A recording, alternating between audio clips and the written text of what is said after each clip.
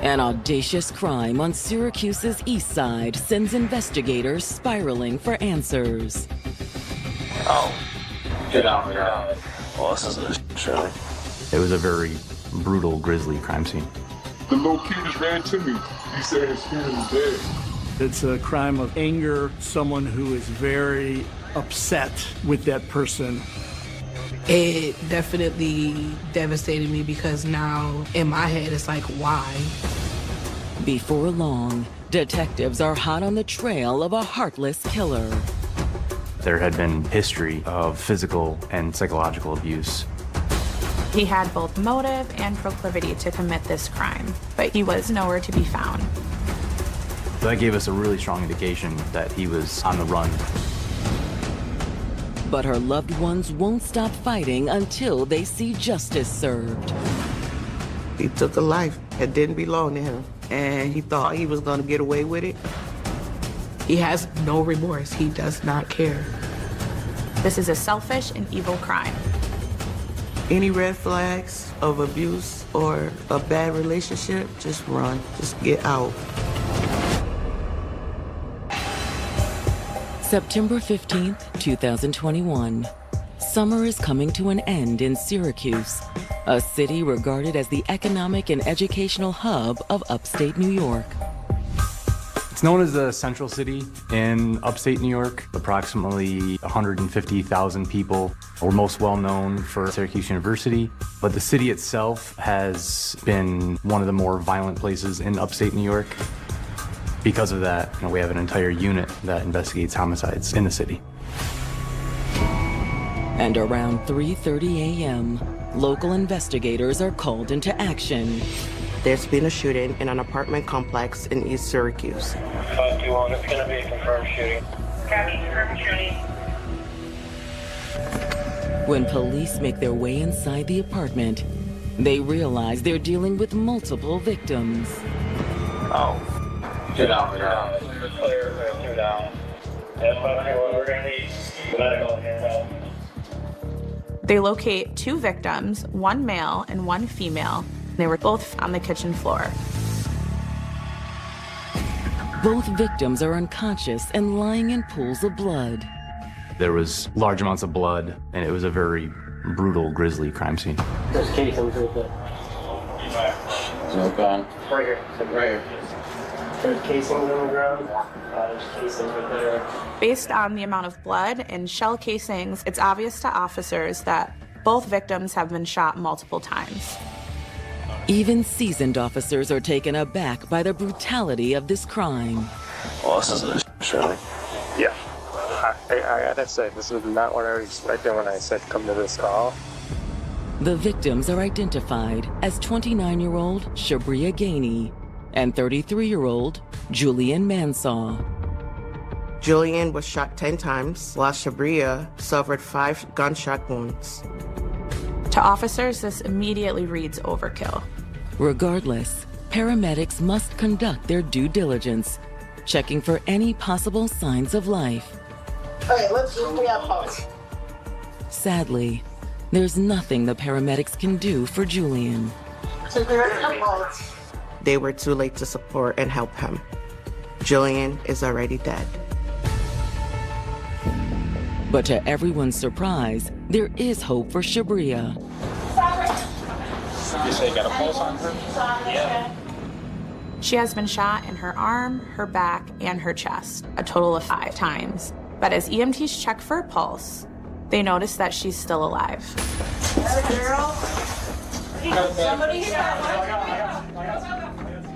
However, if there's going to be a chance of saving Shabria's life, paramedics are in a race against time. Let's bring the girl out this way, Brett. You're going to take her out in the hallway. They waste no time loading Shabria into the ambulance. As she's raced to the hospital, paramedics do everything they can to save her life. The big question right now is, will it be enough? For 29-year-old single mother Shabria Gainey, nothing was more important than family. She's very outspoken. She's also very overprotective. She don't play about her family. She was outgoing, friendly, very family-oriented. She hung out a lot with her sisters. We was very close. We had a great relationship. We laughed, we danced, we sang, we cracked jokes about people in the family and stuff like that. She's always laughing, she's always smiling. She called herself Looney Tunes for a reason, because she is goofy. Always making people laugh, kind of like, I would say like life of the party kind of thing. We always had a great time. Shabria dreamt of letting her outgoing personality shine for the world to see. She actually wanted to be a singer or a dancer. She loved to dance and sing, and she was very good at it. But she had 2 boys that she had to focus on. It was hard for her, but she loved being a mom, and she showed her kids lots of love. Her worry was more making sure that she had a legacy for her boys. She wanted to make sure she could make any type of positive life she can with the boys. She was a good mom. She loved those boys, and those were her life. Like many other young women, Shabria also longed for a life partner. But finding the right man proved to be a challenge. In 2021, she just got out of a rocky 3-year relationship. It was mostly drama or them arguing about something. She said, oh, this is not working. I'm going to move on.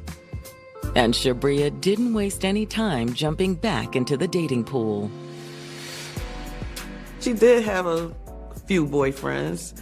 Some of them was very nice, but she didn't look at them like, oh, this is my life right here. She just kind of moved on.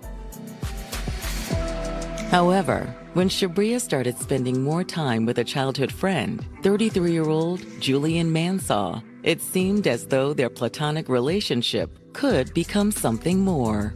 They were friends since middle school. They've always been really close. He's been around forever, always there for her. She can always depend on Julian. I think her and Julian always had a little romance going on, but they never pursued it because they were in relationships. And they didn't want to mess up their friendship by a relationship. But after years spent as just friends, the stars had finally aligned. Julian was newly divorced and had 2 young kids. So he and Shabria really bonded over their love for their children. It was nice to see her happy and smiling. He was good to her. He kept a smile on her face. But now Shabria and Julian have been gunned down inside her apartment. Let's bring the girl out this way, Brett. You're going to take her out in the hallway. Julian didn't make it, but Shabria still had a pulse, so she was rushed to the hospital. Meanwhile, officers outside are speaking with the neighbor who made the 911 call, and he's accompanied by a young boy. The little kid just ran to me. Yeah. What he said? He said his spirit is dead. It seems Shabria's 6-year-old son was the one who found her and Julian. Did he also witness what happened? It is difficult to see in a small child trying to process those very, very difficult traumas. After ending a tumultuous 3-year relationship, single mother Shabria Gainey had recently gotten another chance at love with an old friend named Julian Mansaw. He was very nice and good to Shabria. Julian was the gentlest person I knew. They were always friends. He's been around forever. But on September 15th, 2021, Julian is dead, and Shabria's life is in jeopardy after her young son found them shot inside Shabria's East Syracuse apartment. The little kid just ran to me. Yeah. What he said? He said his spirit is dead. Shabria's neighbor tells detectives that around 3 a.m., he'd just stepped outside when Shabria's little boy ran up to him. I was still outside. You were sitting outside. He just basically found you first. Okay. He was crying. The caller stated that he did not step foot inside, but instead called 911 and waited with the young boy. The officers decide to take Shabria's young son aside to see if there's anything else he can tell them about what he witnessed. Why don't you come with me, little man? You want to have a seat in here for me, buddy? That was a very difficult interview for him to get through, especially. He is 6 years old. It is difficult to see that in a small child, trying to process those, very, very difficult traumas. He said he heard shots, and he said he stayed in his room because he was scared. And when shots stopped, he came out, and he said they was all in a lot of blood. And so he ran out and tried to get help. Fortunately, Shabria's other son was spared the nightmare his little brother endured. That night, the father of the oldest one took him, and she had the little one. As police continue questioning Shabria's young son, they realize he won't be able to give them much more information. Who else was in the apartment besides your mommy? Have you seen that man who was in there before?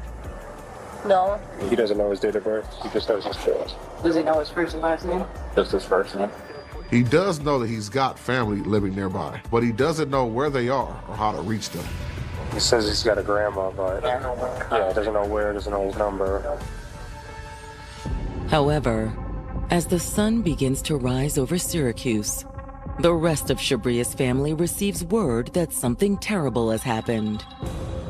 My uncle's girlfriend called me and told me that she had been listening to the police scanner, and it said Gainey on the east side of Syracuse.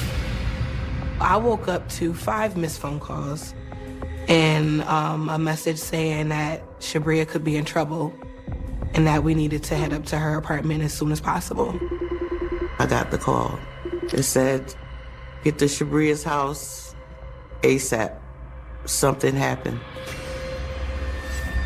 Shabria's family began to show up on the scene and demand answers from police. My Aunt Melissa was out there. We all were out there. Shabria's kid was in the car with this CPS worker.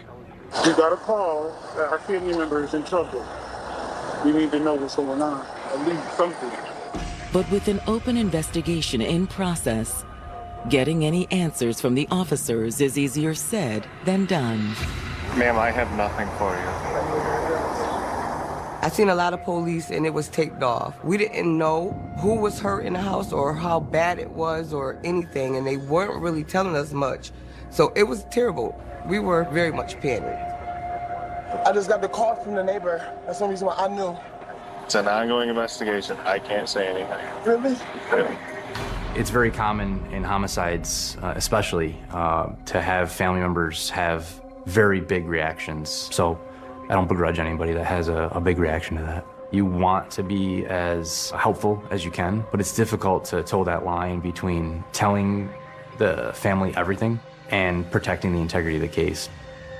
Obviously, they got a crime scene to focus on, but we're trying to figure out where my sister is. They took a long time to actually tell us anything. We stood outside for an hour waiting to hear something. Finally, there's some news. And they said 2 people was hurt and Shabria was at the hospital. Shabria's family rushes to her side, but upon arriving at the hospital, they learn it's too late. Despite doctors' best efforts, they were not able to bring Shabria back from the brink. My sister is dead.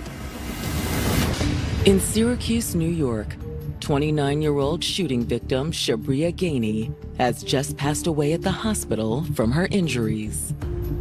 My sister is dead. She didn't make it.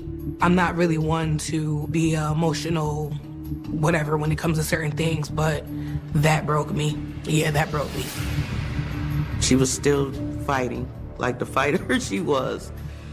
I'm shocked that she passed. She was a big fighter. As Shabria's family tries to come to terms with the tragic news, investigators continue searching the crime scene for clues as to who did this.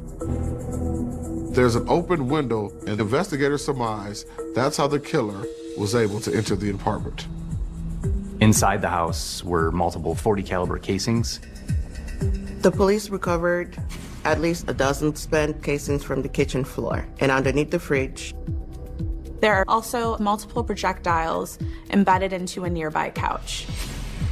I think any police officer is going to look at that scene and see that it's pretty clear that it's a crime of anger, someone who is very upset with that person.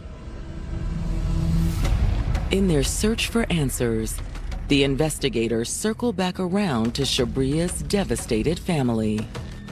Learning that terrible piece of news, it's a very difficult thing to process. It's a very difficult thing to understand that their family member's no longer here and they're not coming back. How is her little boy doing? He's okay. We kind of explained it to him too, that she's still with you. She's in heaven now, but she's always gonna be with you. And he did very good. I think for a 6-year-old, better than I did. Detectives confirmed to the family that there was a second victim, Julian Mansaw. It definitely devastated me because now in my head it's like, why? Because Julian was the gentlest person I knew. Do you have any idea who may have done this? The family has an immediate answer. At this point, when I realized it was Julian, we knew what happened, we knew who did it. There was no doubt at all. It had to be Shabria's ex, Bruce. The family explains that Shabria had broken up with 39-year-old Bruce Miles about a month ago in early August. Let's be real, I never liked him. I just never seen anything positive with him. The family states that Bruce is violent, he's abusive, she's been trying to separate from him, but he's refusing to let her go. There had been, a history between Bruce and Shabria of physical and psychological abuse. There was just something not right about him. He would threaten her or tell her he's gonna do this or do that, but she wasn't afraid. I'm tired of you. I'm leaving you. I am done. She told me she was leaving him. She made her decision and she went and followed through with it. According to the family, though, Bruce refused to leave quietly. Unfortunately, Bruce did not take that very well, and he became enraged and hit her. Bruce, during that time, according to what Shabria said, had choked her, punched her, and kicked her, and thrown her down. Actually, she finally called the police. She wanted him arrested. I'm gonna call the cops. Go for it. But when police finally arrived, Bruce was gone. They were unable to apprehend him. He still had an outstanding warrant at the time Shabria was killed. Based on the recent breakup and the history of abuse, they feel he had both motive and proclivity to commit this crime. He's the only one could have done it. Still, without any hard evidence linking Bruce to the murders, detectives know they need to conduct a full investigation before jumping to conclusions. We knew it was Bruce that did it. We told the police it was Bruce, but they said, oh, we can't just go and arrest Bruce without knowing that it's Bruce. We're going to be investigating this further, okay? It's a very recurring theme in homicide investigations that we targeted one individual and zeroed in on him, and we put blinders on and didn't look at anybody else. We'll be in touch. We do everything we can to be as objective as possible and focus on the actual evidence as opposed to, having a theory and then making our pieces fit after that. Back at the station, detectives begin ruling out any other possible suspects. We also looked into potential persons of interest in Julian's life, and we didn't see anything in Julian's life that would indicate to us that Julian had any enemies. For any sign of Bruce's white sedan, detectives comb through video footage collected from surveillance cameras near the crime scene. There was a lot of video in this case from cameras that are set up throughout certain areas of the city that SPD owns and operates, from residential cameras and business cameras. A large part of what we do is we expand our investigation out and we track persons of interest or vehicles coming to or going from the scene before and after the crime. When detectives start scouring through the footage, it doesn't take them long to find something. Around 2:45 in the morning, we see a car leave from the area of Shabria's apartment. The vehicle was a white sedan. It's the same type of car that Bruce Miles drives. Syracuse detectives investigating the double homicide of 29-year-old Shabria Gainey and 33-year-old Julian Mansaw believe Shabria's ex, Bruce Miles, is behind the sordid crime. And they've just located surveillance footage that bolsters their theory. Around 2:45 in the morning, we see a car leave from the area of Shabria's apartment. The vehicle was a white sedan. It's the same type of car that Bruce Miles drives.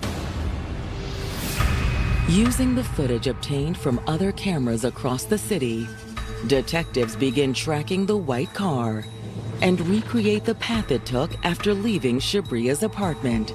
About half a mile from the crime scene, the car stopped at a local convenience store, and the driver exited the vehicle and walked inside. The video wasn't the greatest. It was nighttime, so it's kind of hard. You can't really make out a face. After leaving the convenience store, the driver heads south, eventually pulling over along the banks of Onondaga Creek, a shallow waterway running through the city. Detectives now believe the murder weapon was disposed of in that creek. Next, detectives are able to track the path from Onondaga Creek to the final destination, which happens to be Bruce Miles' residence in South Syracuse. The footage prompts detectives to leap into action, hoping the current hasn't carried away whatever Bruce threw into the water. We responded down there, and it was thankfully a low tide at the time. At first, there's not much to see. There were a couple plastic bags from what I remember. But further investigation reveals a treasure trove of evidence. Sitting on top of the handle of that bag was a live .40 caliber round, and there was just a ton of ballistic evidence and gun evidence in this area. We found multiple magazines and multiple live .40 caliber rounds of ammunition. The same caliber, kind, and color, actually, that was found where Shabria and Julian were found. Hoping to find a literal smoking gun, detectives call in the dive team. And they hit the jackpot. The dive team came and found an actual firearm inside the creek, right in the same path of where we found these other particular items. It was a .40 caliber Smith & Wesson. Back at the station, detectives run the gun's serial number through their system. They find out that it has been stolen from Dayton, Ohio, out of the owner's vehicle. Unfortunately, that doesn't help link the gun to Bruce Miles. However, the evidence is compelling enough for detectives to get a warrant to search the home Bruce shares with his mother. The white sedan is there, but Bruce is not. When they executed the warrant, Bruce was nowhere to be found. Inside the home, they don't uncover any evidence that directly links Bruce to the crime. His mother stated that there was no way Bruce could have committed the murders, as he was home from 1 a.m. to 7 a.m., which is the time frame when the murders occurred. His mom told us that he was sleeping on the couch downstairs. But near the front door, something catches their eye. When we're talking to the mother, we find large suitcases in her front hallway. There were multiple suitcases as if someone was packing for a trip. To detectives, the discovery immediately sets off alarm bells. That gave us a really strong indication that he was on the run. Syracuse detectives have zeroed in on 39-year-old Bruce Miles as the prime suspect in the murders of his ex-girlfriend, Shabria Gainey, and her new boyfriend, Julian Mansaw. And after unearthing some damning evidence, police now believe Bruce is trying to evade them. There were multiple suitcases as if someone was packing for a trip. That gave us a really strong indication that he was on the run. Ma'am, can we speak to you for a moment? And even though Bruce's mother claims he was home with her all night between 1 a.m. and 7 a.m., investigators aren't buying it. He was here last night. We have footage that proves otherwise. We were able to definitively say with camera footage that that's not what happened. They have his car in surveillance, leaving Shabria's apartment complex around 3 a.m. The detectives tell Bruce's mother about how they tracked his movements all the way to Onondaga Creek, where they found the gun that killed Shabria and Julian. The creek was just a couple blocks from Bruce Miles' home. This is a mountain of evidence against Mr. Miles. Where is he? I don't know. You sure about that? That's when Bruce's mother starts to cave. Okay. She admits she gave him a ride to the bus station earlier that morning around 3:30 a.m. However, she was unsure where he was going. Why are these suitcases still here? They wouldn't let him take them all. Bruce tried to bring those suitcases with him to the transport center, but he was unable to because they only let him bring a certain number of luggage items. Armed with this new information, detectives head to the bus station, hoping to figure out where Bruce went.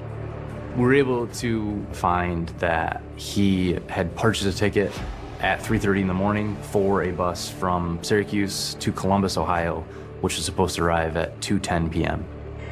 This is right around noon that we learned this information. With only a couple of hours before Bruce is due to arrive in Columbus, detectives quickly reach out to their counterparts in Ohio.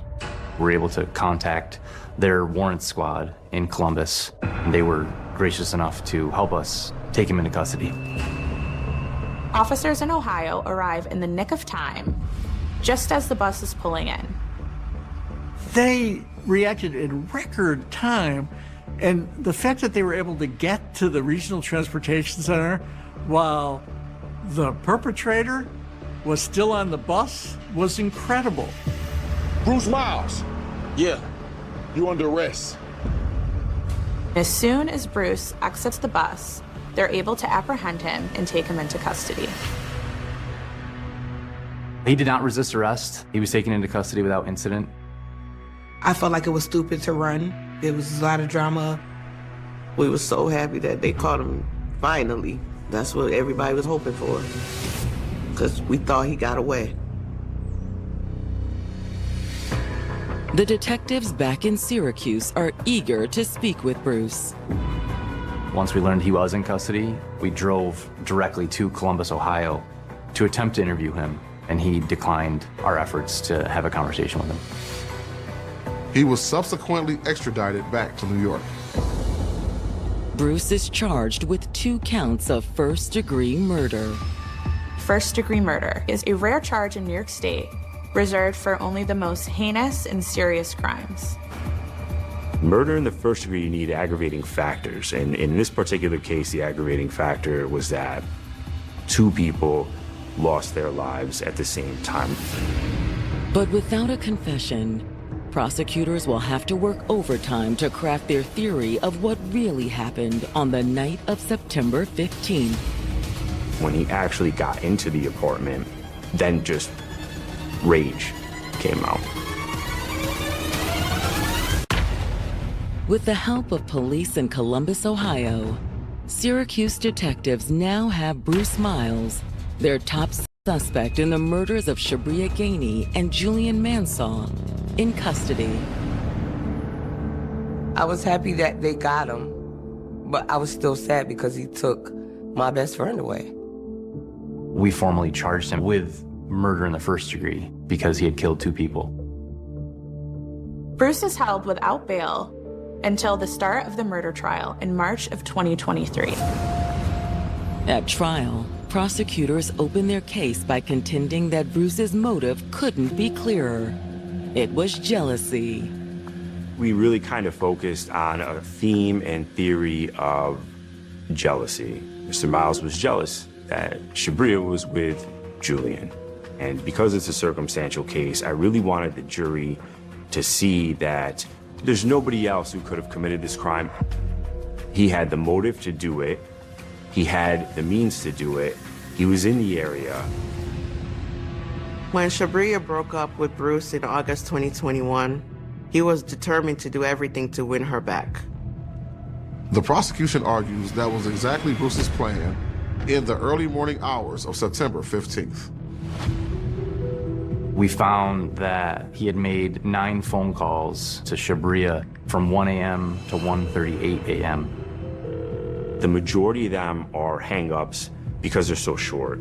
And there were a couple that were a little bit longer, so we believe that there was some sort of conversation where she's already told him, I don't want you to come over, I don't want you to call me anymore. Hello, Shabria. Bruce, stop calling me. Leave me alone. According to the prosecution, after those calls, Bruce headed over to Shabria's apartment. Mr. Miles probably had an indication that Shabria was with another man. It was my theory that he's already made up his mind as to what he's going to do. We had a pretty good indication that the motive was, if I can't have her, no one can. The investigators believe Bruce was able to sneak into the apartment through a window that was unlocked. However, prosecutors say that it's less clear whether Bruce's initial intention was to kill Shabria and Julian or just to confront them.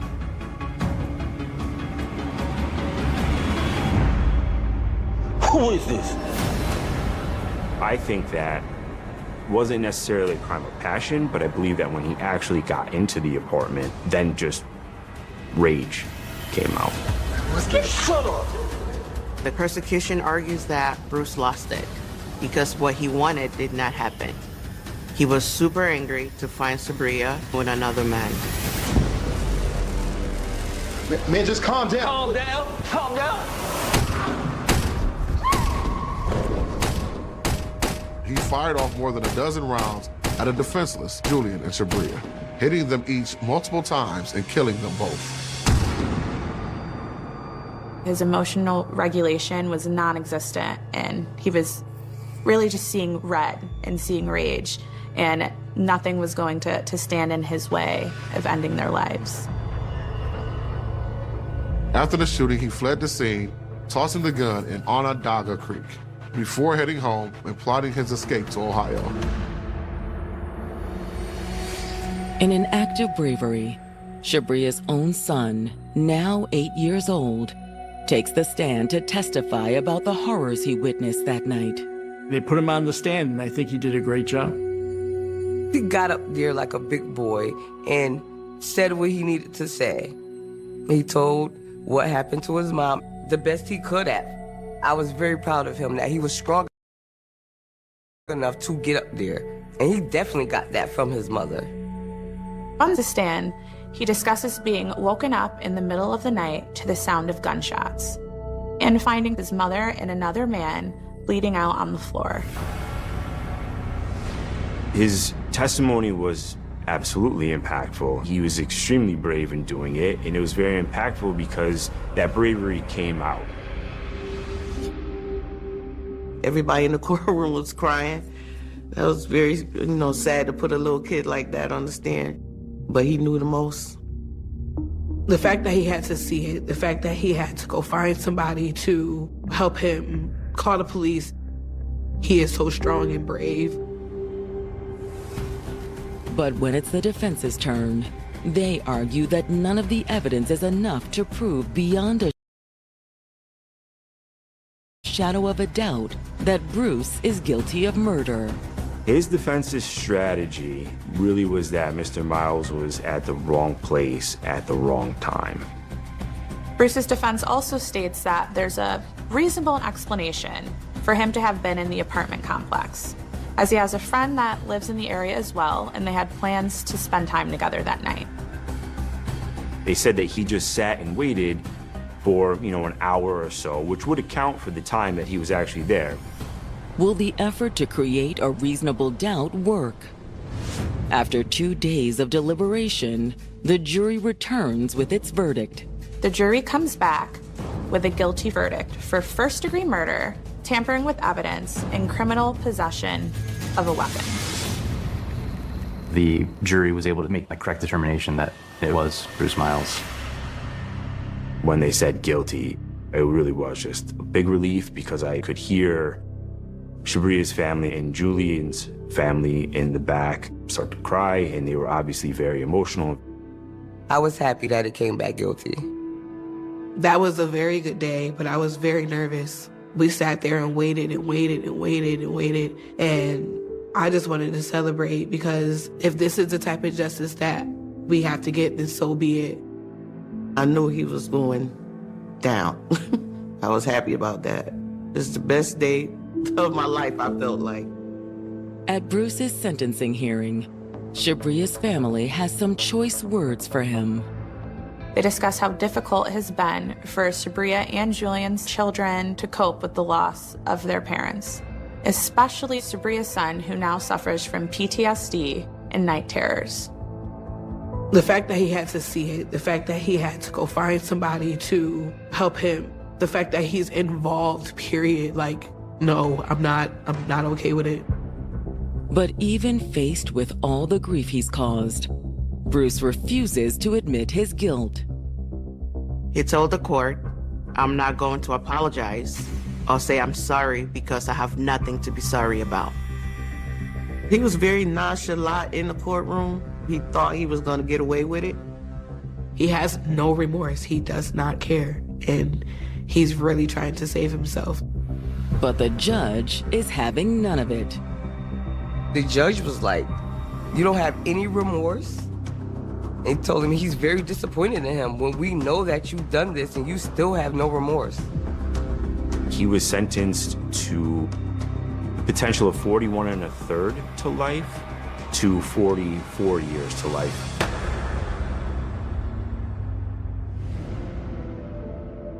Most likely, Bruce will never see life outside of prison again. However, for those left behind, it still doesn't feel like enough.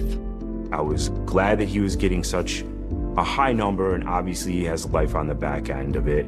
But in my opinion, I thought he deserved life without parole. I think he should do life. He took away a life. He took a life that didn't belong to him. I was happy, but at the same time, like I said, it doesn't bring her back. It doesn't bring Julian back either. Mr. Miles is where he belongs. He took away somebody's sister, somebody's daughter, somebody's mother. He took away a son, a brother, a father. And again, for just really no good reason.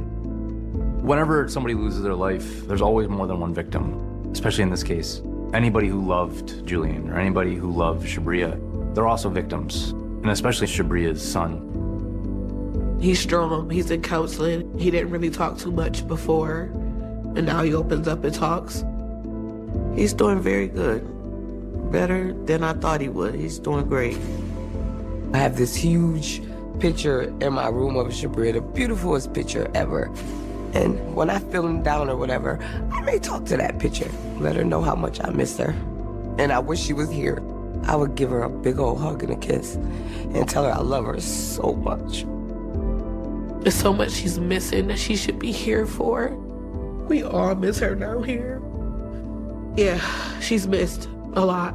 It has devastated us all in some form and fashion.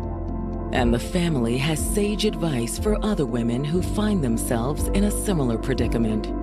Any red flags of abuse or a bad relationship, just run. We have other women in our family. I try to tell them, learn from what happened to Shabria. Just get out.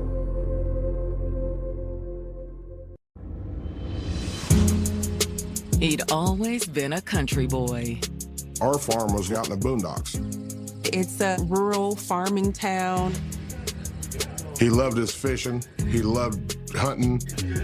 But when it came to romance, he never quite hit the target.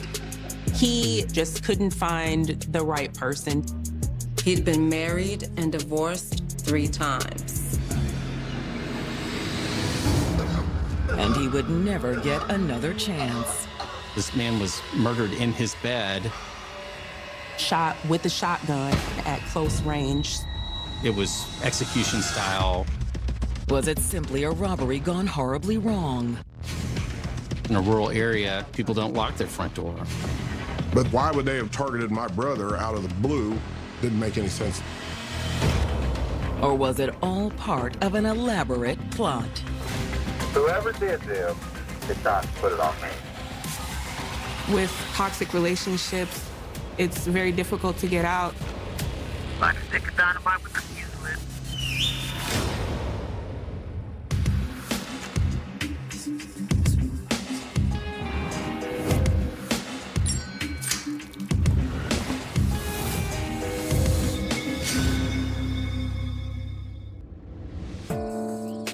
March 24th, 2000. It's Friday morning in Atchison, Kansas, a town of 10,000 an hour northwest of Kansas City. Atchison is a pretty small town compared to Kansas City, mostly a farming, rural area. People know their neighbors and are involved with what's going on around them and, try and look out for each other.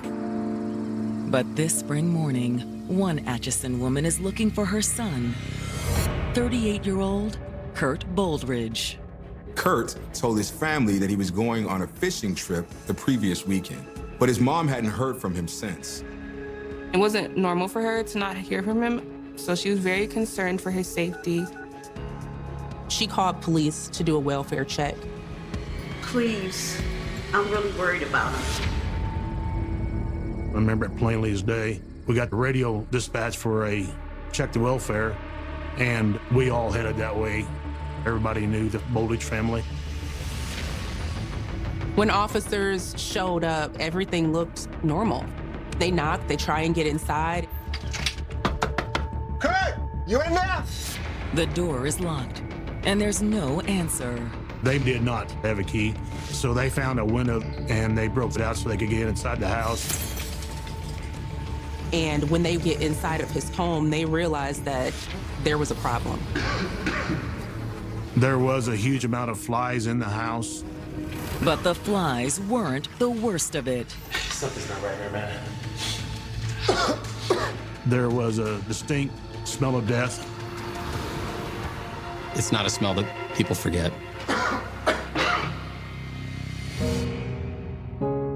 Kurt Boldridge was a country boy at heart. Mom and Dad were from Atchison, but our farm was located about 30 miles west, out in the country. So he loved his fishing, he loved hunting. And Kurt was always on the hunt for a good time. If we decided we were gonna go fishing one day, even if it was just a hunting trip, he would make it so much fun that you didn't care if you got to shoot at anything or not, because you'd just be sitting there cracking up. He was just kind of the life of the party and just like it's fun to be around. Kurt married his high school sweetheart after graduation, but it didn't last. They were married for a few years before they got divorced. Then, after his marriage fell apart, Kurt moved into town and took a job at the local steel mill. He started working at the Atchison Foundry. The money was good, but that wasn't the only benefit of moving to town. You would see him in the club on Friday night. If there was fun to be had, Kurt would be the one to get it started. How y'all doing tonight? He had a stereo system, and people would go and DJ parties and stuff like that. That's how, in 1984, Kurt met Lisa Turpin. Hey, Hi, I'm Kurt. I'm Lisa. Do you take requests? Whatever you want, the answer is yes. Lisa and Kurt met in their early 20s. She was a farm girl from just across the river in Missouri, but ended up in Atchison looking for a little bit more excitement. Lisa was a very free spirit, just a party girl. What are you doing after this? Like I said, whatever you want. It very quickly became a whirlwind of romance. I can remember a few times they would come out to the house, and Lisa seemed to just be as nice and pretty a girl as you ever wanted to meet. But then their whirlwind romance turned serious. A few months after meeting, Lisa got pregnant. After having their son, they got married within 4 months. But like his first marriage, Kurt and Lisa's ended in divorce. He was not lucky in love. But while the divorce ended the marriage, it wasn't the end of Kurt and Lisa's relationship. They were still kind of back and forth in one another's lives. They did have a son together, so it was like From the time he met her, there was never a moment in it she wasn't involved. They even dated one another on and off after the divorce. But none of their attempts at reconciliation ever stuck. And by 1998, Kurt had met someone new. Her name was Julie Wilson. Julie was the ex-wife of Kurt's friend, Mr. Wilson. And when Mr. Wilson went to prison, Julie and Kurt got a lot closer. Mr. Boldridge was a stand-up guy, so he stepped in and he helped out. Kurt would take the couple's son fishing and hunting. You're such a lifesaver. He's really been missing his dad, so this is gonna mean a lot to him. Yeah, of course. Anything you need, just let me know. He just wanted to kind of be that father figure for that child while his friend was gone. But, you know, when you spend a lot of time with people, feelings do start to develop. Those feelings of closeness eventually blossomed into a full-fledged romance. They eventually ended up getting married while Mr. Wilson was still in prison. Kurt's family was happy for him. I did not know her before he and her got together, but I was all thumbs up for them. But for Kurt, the third time still wasn't the charm. They were married for about a year. It was very short-lived.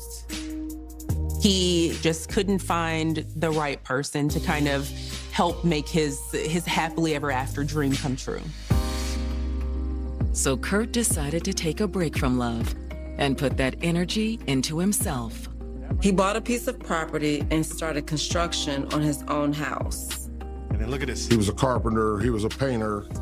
I can put the DJ stuff here, we can put the grill right here, and the kids, whenever they come, go right there. Man, you did all of this? Well, yeah. I am proud of you, man. This is gorgeous. It was going to be his little piece of paradise. But now, after Kurt's family has lost contact with him for several days, sheriff's deputies have forced entry into the house and been met with an overwhelming stench of decay. Something's not right here, man. It's pretty obvious to everybody that there's a deceased person. We need some gloves on. It was a death that had apparently been there for a while.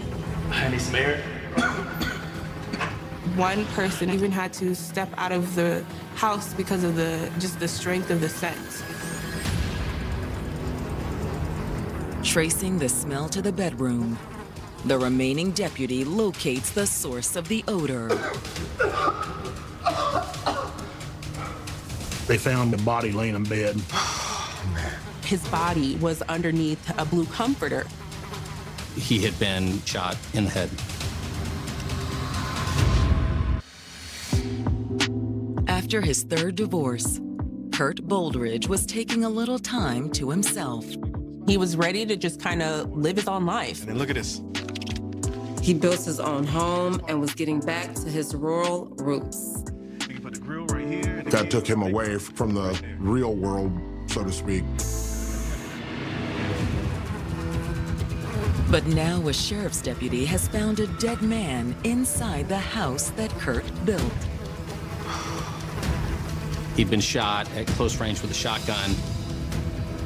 He was laying in bed in a pool of blood. There was blood spatter on the headboard, which indicated that he was shot in that location. The body had actually been decomposing for at least a week.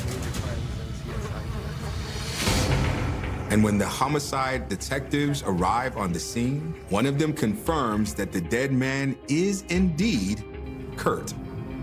I knew the victim very closely. He worked with my father and brother. The detectives also determined that Kurt's death is a homicide. If the weapon's absent, then you know that it was not a suicide. And a blanket had been placed over Mr. Boldridge post-mortem. That is, after he was shot, somebody covered him. So they knew that they had a homicide investigation on their hands. It was execution-style murder at close range. Definitely shotgun. Detectives believe the murder weapon was a 20-gauge shotgun. Numerous shotgun shells on the dresser in the bedroom.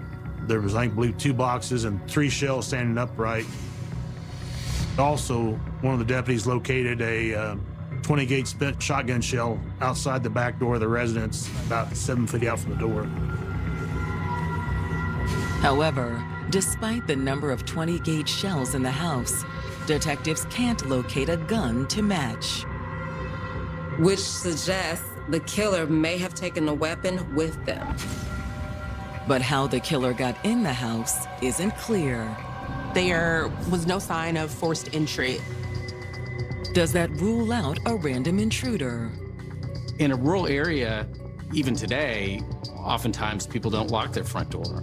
Back in 2000, that was even more common. It could be that a random person came in and committed a homicide and then locked the door on their way out. It's also unclear whether Kurt had been robbed. They found his home to be disheveled. But other than the shotgun, nothing of value appeared to be missing.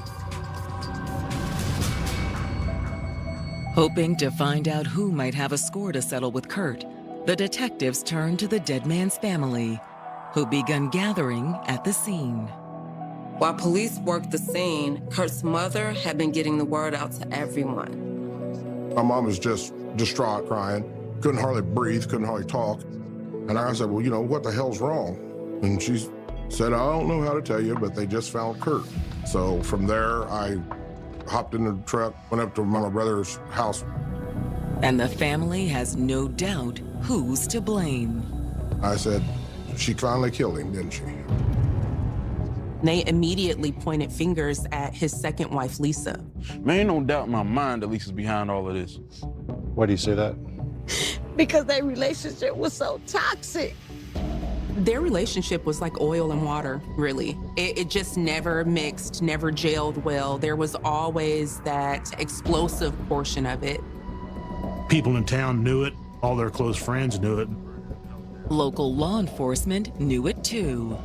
We answered a numerous amount of calls for domestic issues down at the house. Despite that, the couple could never quite quit one another. Even when they divorced or broke up, whatever, they were never apart because she would not allow them to be apart. Had kind of an off and on relationship. She may move there for a while, then move out again. His family had tried to shake him and let him know that Lisa is just not the right person for you. We would ask him, what is wrong with you? Why can't you get away from this woman? According to the family, the relationship drama was all Lisa's doing. You would hear of her cutting tires, busting out car windows, marking vehicles up with paint or scratching them down the side. And she always came up with new ways to take her anger out on Kurt. And it had escalated from maybe just popping a tire to literally trying to burn down a house. And now Kurt's family is convinced that Lisa had taken her anger towards Kurt to the next level. His family had no doubt in their mind that Lisa was the person who killed Kurt. 100%. There was no question in my mind.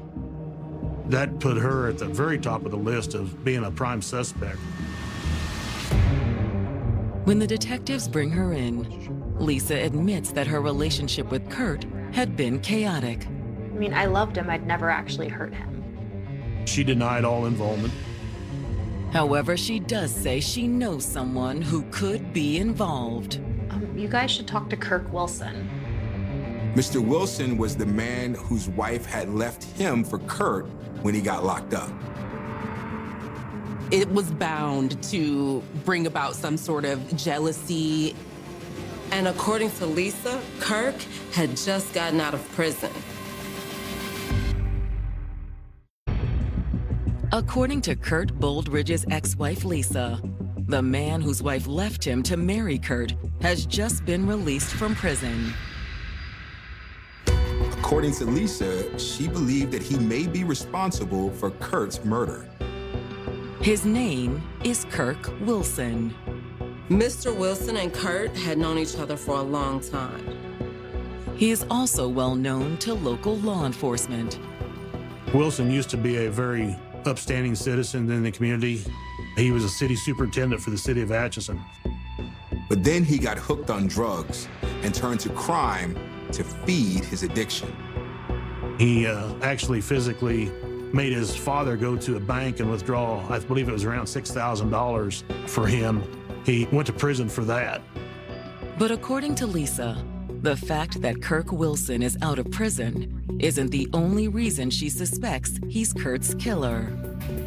She says that hanging out one night, he came to her and let her know that he had a gun that he needed to dispose of. Did he tell you why? No, he just needed a ride, and I didn't ask any questions. She says that she didn't ask any questions, but she went with him to dispose of the gun in the Missouri River. But then I heard about Kurt, and I put two and two together. What kind of gun was it? It was a shotgun. The detectives suspected that the murder weapon was a shotgun, a detail that the public had not been aware of yet. Does that mean Lisa is telling the truth? So why would Wilson kill Kurt? I mean, he stole Julie from him. She told to police the nature of Mr. Wilson's rocky relationship with Kurt, as Kurt ended up marrying Mr. Wilson's ex-wife. They actually got married while he was in prison. That can leave room for some hostility and some anger because I'm sure Kirk Wilson felt lines were crossed there. It was an explosive situation. And now that Wilson's out of prison, Lisa suspects he'd come for revenge. But Wilson didn't tell you he killed Kurt, right? No, but I bet he did, him and his buddies. She told us names we should look at. They are 32-year-old Johnny Goodpasture and 31-year-old Gary Skeen. They were both friends of Mr. Wilson. They're also well known to local law enforcement. Johnny Goodpasture, he was always in the spotlight of being in crime in the community. Gary Skeen, he was another one that was always involved in a lot of crime. So law enforcement weren't shocked or surprised that they may have been involved in this.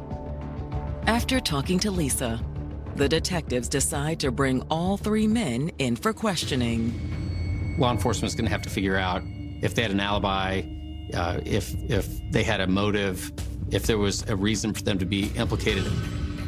Detectives make little headway with Skeen or Wilson. Gary Skeen, he lawyered up on us. And then Kirk Wilson was advised by his attorney not to talk to us, so we weren't able to get an interview with him. However, despite his familiarity with the criminal justice system, Johnny Goodpasture does talk to detectives. He denied all involvement. He also agreed to take a polygraph, which he failed. So we knew there's some information out there he wasn't telling us. But the detectives are a long way from making any arrests. Polygraph tests can't be introduced in court. So officers and law enforcement, they'll use it as a guide to see where they need to go. But it really isn't something that you can use to prove your case. The forensics results from the crime scene don't give detectives much to work with either. If we had sent all the evidence off to get it examined by the KBI, there was one item came back with Lisa's fingerprints on it, but we knew she was in the house, so she could have touched anything at any time. We didn't have the gun to go off of. We didn't have much. To break the stalemate, detectives return to Lisa with a bold request. They asked Lisa to call Kirk on a recorded line. To the detective's surprise, Lisa agrees. She tells Mr. Wilson that the detectives had been asking her questions about him. They ran me through the ringer. But if the detectives hoped Wilson would say something incriminating, they're disappointed. Whoever did this did not put it on me. The phone call with Wilson a bust. The detectives are back to square one. We just continued to gather evidence, try to find what we could. But just as it looks like the investigation is going nowhere, they learned some explosive information. We found out Lisa had called the Social Security office to inquire about death benefits for her son. Considering Kurt was dead, that wouldn't have been suspicious if it weren't for one thing. She did it before his body was found.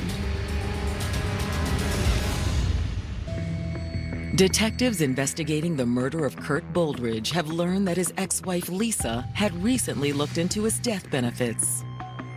A financial motive is very common in homicide cases. So if a potential suspect is found to have been making inquiries about the very thing that they would have benefited from, then that's highly suspicious.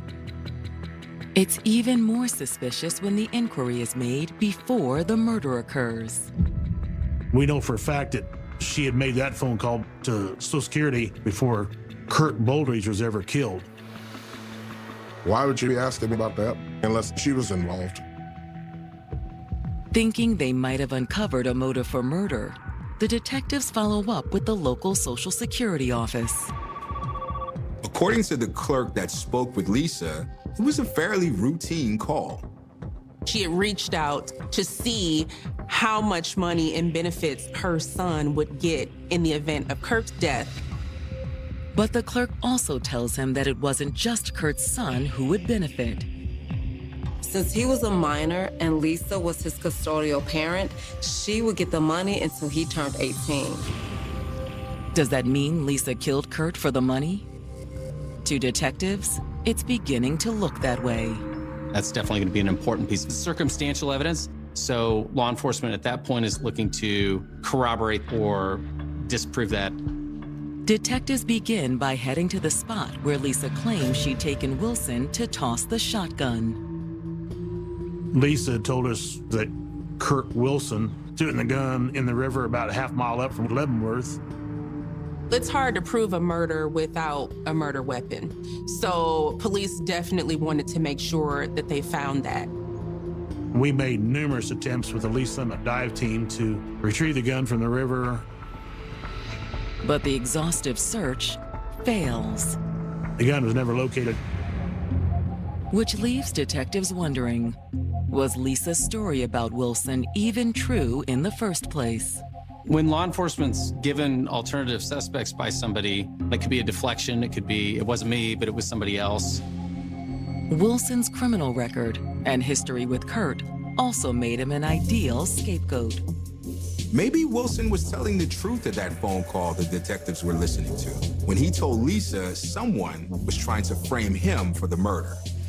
That seems even more likely to detectives when Kurt's family brings them a series of audio tapes they've just discovered. After you guys released the crime scene to us, we found these. Oh, okay. What are these? Kurt has been recording all of their fights. Can we hang on to those? Yeah, no problem. Through those tapes, they were able to hear exactly what Kurt's family had been detailing for so long about the nature of their relationship. A lot of it was having to do with them talking about the damage to the vehicle and stuff. Are you gonna keep busting people's stuff up? She would deny it all. And, you know, every time he would accuse her of something, she'd just go off the deep end of screaming and yelling to him. It really kind of showcased the nature of their relationship and the volatility of it, especially from Lisa's end. You're very dangerous. She finally told him in so many words that she would hurt him. You double-crossed me again, and your time is ticking. When you're caught on audio saying these things, it's really hard to dispute that this is not action that you plan to take. After listening to the tapes, detectives bring Lisa back for another round of questioning. All right, Lisa, we heard the tapes. We heard how you talked to Kurt. Why don't you just tell us what happened? You're not listening to me. I've already told you who I thought did it. She really took it above and beyond to say it was not me, it was these three guys, Kurt Wilson and his two friends. Like, if you want me to wear a wire again, I will, but... How about you just take a polygraph instead? Sure. Okay, yeah. Lisa says she has nothing to hide, but the polygraph says different. She did end up failing all of the questions on the test. Like Johnny Goodpasture, the failed polygraph alone isn't enough to place Lisa under arrest. But unlike Johnny, The polygraph isn't all the detectives have on her. Lisa had been violent towards Mr. Boldridge in the past.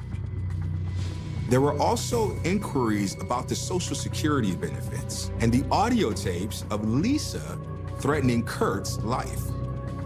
One piece of circumstantial evidence stacked on another, and you add in a strong financial motive, then you really start to build a credible suspect. And it appears that all the signs were pointing towards Lisa. The decision was made by Assistant County Attorney at that time to move forward and get an arrest warrant for Lisa Boldridge. On June 29, 2000, Lisa Boldridge is booked into the Atchison County Jail. When the polygraph was over, we told her she was under arrest for first-degree murder. Stand up. Lisa's left speechless at the news. She was a very controlling type of individual, thinking that she was in control of what was going to happen. And now that she was going to go to jail, I mean, she was just stunned because she had no idea that we was going to arrest her.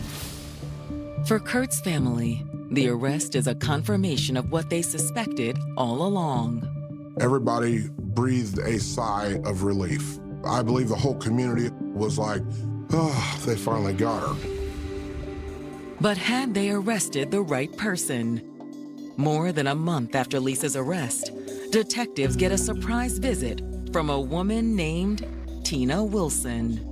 Tina had recently married Kirk Wilson, the man Lisa said had killed Kurt. And she has quite a story for the detectives.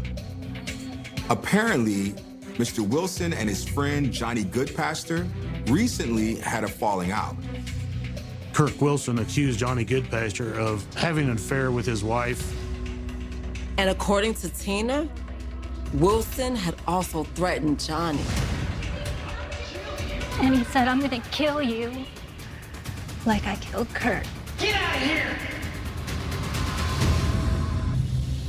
More than a month after detectives arrested Lisa Boldridge for the murder of her ex-husband, his friend Kirk Wilson's wife has come forward claiming the ex-con is telling people he killed Kurt. Mr. Wilson is who Lisa had accused of being Kurt's killer. Was it possible Lisa had been telling the truth all along? You know, good investigators follow the evidence wherever it leads. Detectives' first question for Tina is what led to the falling out and the subsequent threat against Johnny's life. He thought we were sleeping together. He was over at the house and Kirk came home and was very upset with Johnny Goodpasture. Hey, what is going on here? What are y'all doing behind my back? You're supposed to be my friend. Wilson's wife denied that there was anything going on between her and Johnny. But that's not what Wilson thought. I'm gonna kill you! Johnny actually jumped out the window of the house to get away. Yeah, you better run! Get out of here! Wilson threatened to kill him, just like he killed Kurt. According to Tina, he said the same to her. There was an altercation between the two of them where he threatened her. I'm gonna kill you too, and get away with it! Tina felt afraid and out of fear came forward with that information. Detectives suspect she's telling the truth. Wilson threatening Johnny for stealing his girl sounded a lot like what Lisa said was his motive for killing Kurt. Detectives also suspect Johnny Goodpasture will now be willing to cooperate. Johnny was arrested on unrelated drug charges. It's not uncommon for people facing other charges to offer their services in other cases. Hoping he'll be willing to talk, the detectives go to the jail and haul Johnny into the interview room. And then they apply a little leverage. We told Johnny Goodpasture that he was going to get charged with murder. I told y'all I didn't kill him. Well, then tell us who did. Facing a possible murder charge, Johnny comes clean. He told us that Gary Skeen was involved. He told us Kirk Wilson was involved. He told us Lisa Boldridge was involved. Lisa was going on and on about Kurt, the way she did. She was very belligerent, very manipulative. What do you mean manipulative? She said we should go over there and teach him a lesson. Lisa was the ringleader of this whole thing? The original plan was just to rough Mr. Boldridge up. Johnny says that after a little goading by Lisa, they'd all gone over to Kurt's house. She had a key to the house. She let the 3 others inside. So you thought you were just going to go over there and beat him up? Yeah. But according to Johnny, Lisa wanted more. She wanted him dead.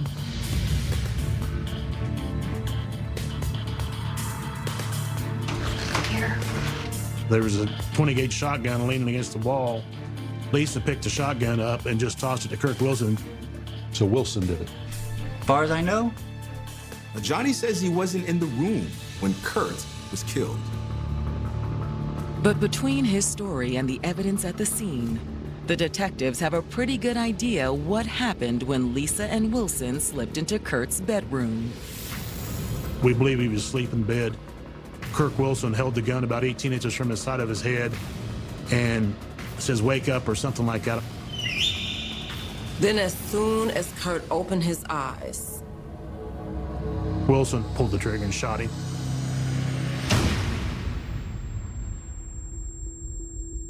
Assuming Johnny's story is true, it gives detectives enough to charge Lisa's co-conspirator, Kirk Wilson, with murder. She got these 3 guys together. She tossed the shotgun to Kirk Wilson. Lisa was the person who wanted Mr. Boldridge dead, and there was evidence that she manipulated other people to actually pull the trigger. Detectives believe that Kirk Wilson was easily manipulated because he had his own reasons to want Kurt dead. Only it wasn't the reason the detectives figured. Wilson said Kurt had it coming. On account of Kurt stealing his wife? Is that what you're saying? No, because of what Kurt did to his son. Johnny Goodpasture has just told the detectives investigating Kurt Boldridge's murder that Kurt's ex-wife Lisa was behind the crime. He told everything that happened, that Lisa had a key and that she invited the 3 of them in, that she gave them the shotgun to be used. Johnny also claims that it was Kurt's former friend, Kirk Wilson, who pulled the trigger. but he says it wasn't because Kurt had married Wilson's wife while he was in prison. So it wasn't jealousy? No. Lisa told Wilson that Kurt had abused his son. So that sent Mr. Wilson into a rage, and they hatched a plan to get revenge. I didn't know he was going to kill him, though. Johnny Goodpasture and Gary Skeen understood that they was going down to hurt Kurt Boldridge. And Lisa also told them that Kurt kept drugs in the house. So they went along for the chance to be able to just get some free drugs. According to Johnny, that had turned out to be a lie. What'd you do? He had it coming. What about our payment? There's nothing here. Let's go. There were no drugs in the house. But now the detectives need to determine if Johnny is telling them the truth. He was dishonest with police on several instances, and he had his own incentives to provide information. He tried to leverage the information that he knew about Kirk Boldridge's murder to actually lessen his time that he was facing for his drug charge. So after Mr. Goodpasture's admission, police give him a polygraph test. And this time, he passes it. He was telling the truth. The only thing the detectives can't corroborate is Lisa's claim that Kurt had abused his stepson. Lisa just made all that story up just to really upset Kirk Wilson. She fabricated those things to get those people to do what she didn't have the guts to do herself. After hearing Johnny's confession, detectives arrest Kirk Wilson on murder charges. They also arrest Gary Skeen, who accompanied Lisa, Wilson, and Johnny to Kurt's house that night. We had all the subjects spread between Donovan County, Atchison County, and Leavenworth County in different jail cells, so they couldn't talk. Which means that when Lisa goes on trial in January of 2001, Johnny Goodpasture is the only one of the conspirators who testifies against her. The prosecutors laid out all the evidence before the judge. Lisa's long, turbulent relationship with Kurt, the threatening phone calls, and her inquiry about the death benefits. Then they put Johnny Goodpasture on the stand to testify about how Lisa had manipulated Kirk Wilson into committing the crime. During the trial, he said she was able to control and manipulate to get what she wanted by use of false allegations of abuse of a child. The claims that she had made about what my brother had done never happened. It shows how skilled she is in manipulating and masterminding.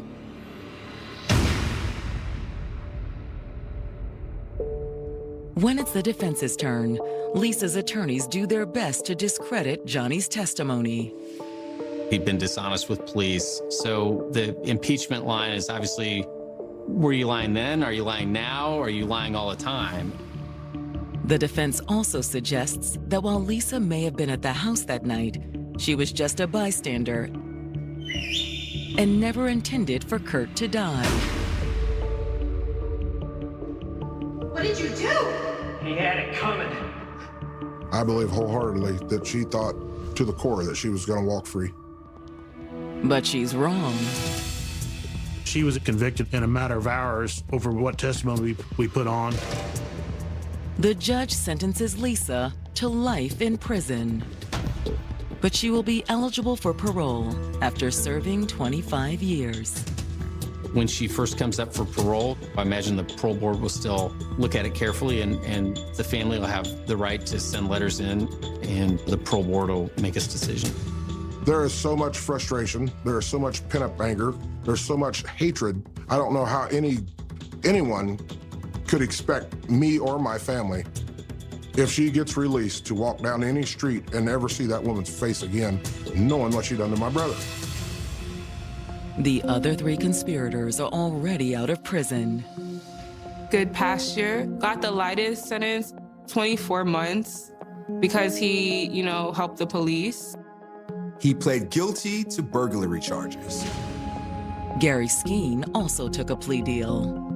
He got 14 years in prison. And Kirk Wilson, who actually pulled the trigger, goes to trial and is found guilty of murder. Kirk Wilson was actually given, I believe, 20 years in prison. He got out a little good time credit. So Mr. Wilson was released on parole in 2019.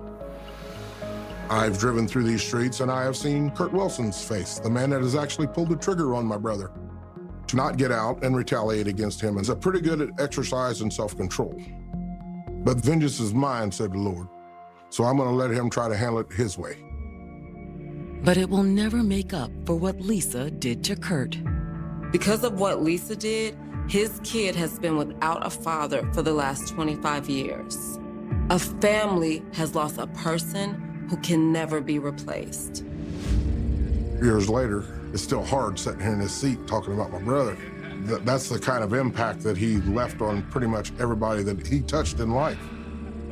He was like the good guy. He was an all-around good person. And, the old adage, only the good die young. He was a hell of a guy.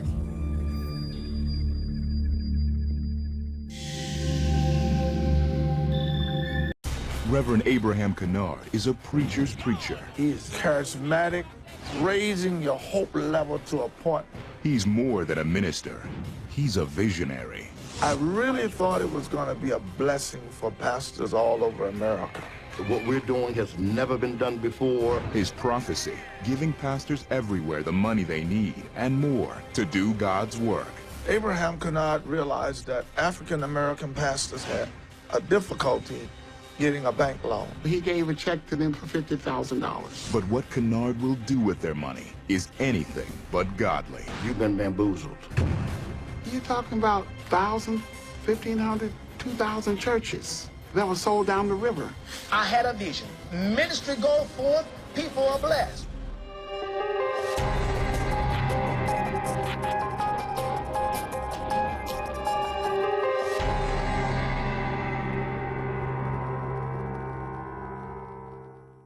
In January 1964, at the age of 10, native Philadelphian Michael Jones awoke to darkness. Lost my sight on the operating table.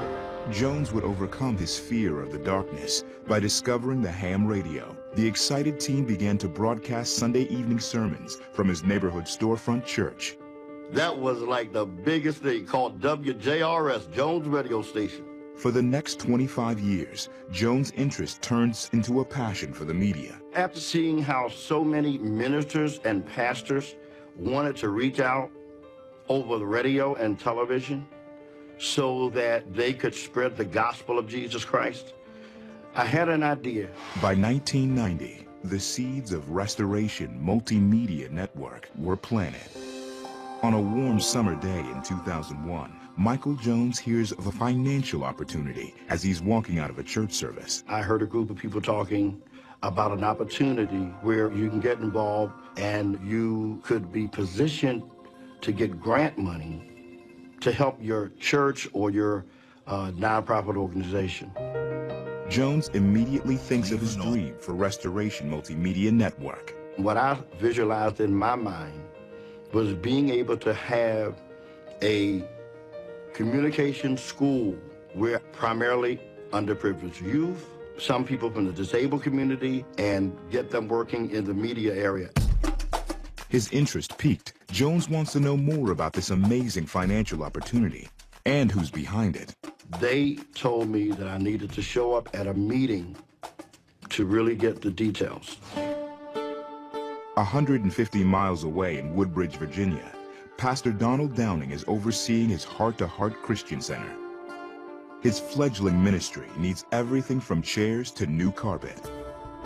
He also wants to change locations. We knew we had to get out of that area that we were in. Being short on money is nothing new to Downing. He was born in small-town Oklahoma to a large family of 12 brothers and 2 sisters. With a family that size, funds were always tight. We lived out in the country, very poor, but rich in love. I became a musician, learned music, because we didn't have much else to do out there. He leaves Oklahoma in 1964, traveling out east to D.C. and New York. By 1984, Downing decides to settle in Virginia. After years of studying the Word of God on his own, he becomes a minister. In 1994, he opens the Heart to Heart Christian Center. But heart and hard work aren't enough to keep the ministry going. So when a longtime friend and fellow minister tells him about an investment opportunity, Donald thinks this could be just the break his ministry needs. After all, the man with the plan has a prophet's name, Abraham. Last name, Kennard. Born in 1958 in Houston, Texas, Abraham Kennard is a magnetic speaker whose big ideas are rivaled only by his bigger personality. He knows how to get what he wants. Rule number 1 for any manipulator is to make sure that they're exerting that power of persuasion, that they're pulling people in. But they have to do it in just the right way and not alienate people. But Kennard, the self-proclaimed entrepreneur, didn't always preach God's word, nor always do God's work. Because I don't know about you, I was on my way to heaven. After a 7-day fast, Abraham Kennard has a divine vision from God and moves to Wildwood, Georgia. And I begin to see the works of the Master's hand. For that, I'm grateful. Now settled in Georgia, Kennard looks for ways to do God's work, his way. The self-proclaimed entrepreneur of God will call his first Christian retreat Safe Haven. He knows that hardworking clergy need a place to get away and refresh from time to time. A retreat as grand as his vision would need a lot of money to get it going. He had advertised in the Chattanooga newspaper, looking for investors to invest with him and receive significant returns. Unable to get any investors to fund Safe Haven, and with no other source of income, Kennard declares bankruptcy in 1999.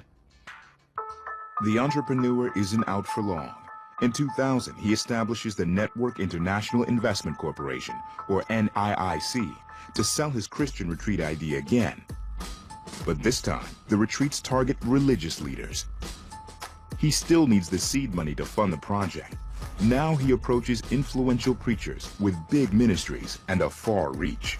Abraham Kennard realized that African American pastors had a difficulty getting a bank loan.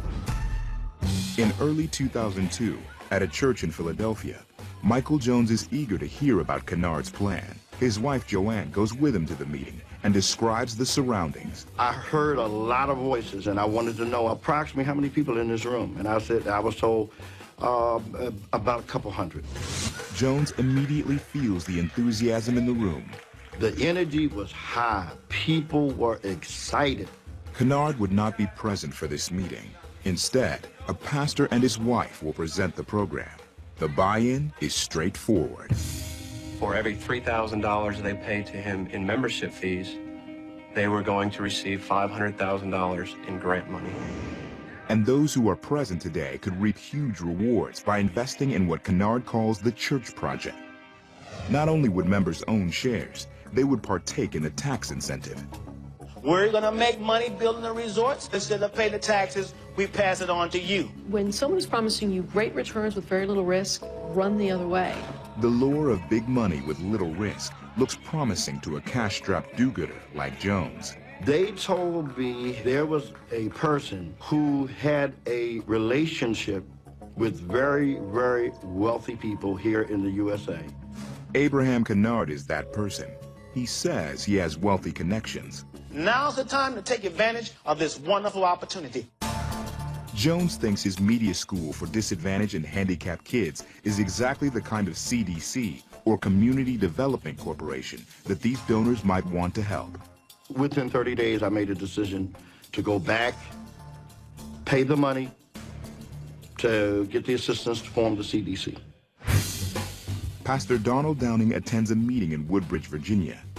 This time, Kennard is actually there. Pastors see firsthand that the program works. The atmosphere is electric. You got choirs singing, he's preaching, and he's laying hands on people and praying for them. But the most crucial part of the night for Downing is to come. And actually I got to meet him, and he presented the program from the pulpit. But even with all the flair, Downing needs to see a true blessing from God to be convinced.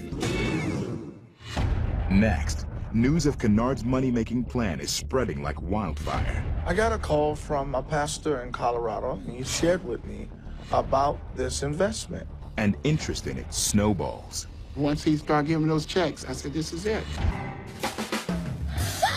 Reverend Abraham Kennard's Church Project is rapidly catching the attention of pastors across the country. What you gonna say now? In Woodbridge, Virginia, Pastor John Payton oversees his ministry. It's not a megachurch, but his Reconciliation Community Church continues to grow and is financially stable. We went from shopping center to school, and then finally we established our own grounds, and we have a church that is debt-free. Pastor Payton gets wind of an amazing investment opportunity from a trusted colleague. I got a call from a pastor in Colorado, and he shared with me about this investment. Payton asks who's behind the program. The reply, Abraham Kennard. By February 2002, Reverend Downing's church is hurting badly. The chance to turn $3,000 into a $500,000 windfall is starting to sound like a potential miracle. There's an upcoming meeting in Florida, and this time, everyone pays their own way. So I said, I'll use my money, to do what we need to do down there. Once you get down there, you didn't pay for anything. Kennard spares no expense, giving his guests the royal treatment. He wooed us. I mean, the best hotel. The food was just excellent. I mean, filet mignon, anything that you wanted. And everything was plush. It's not just the luxurious setting that gets Downing excited. But you can imagine 2,000 people in a room. And everybody, prayer, praising the Lord, the choir singing, great choir. And it's not just ministers from small-town America. Pastor from Canada, from Australia, you know, California, all over the United States, Mexico. Faithfully, they all come to partake in Kennard's resort promised land that offers a big payout. As the music swells, so do expectations. Then, Kennard takes the stage. Soon, he's mesmerizing his audience. You're getting ready to get blasted. Just because you believe.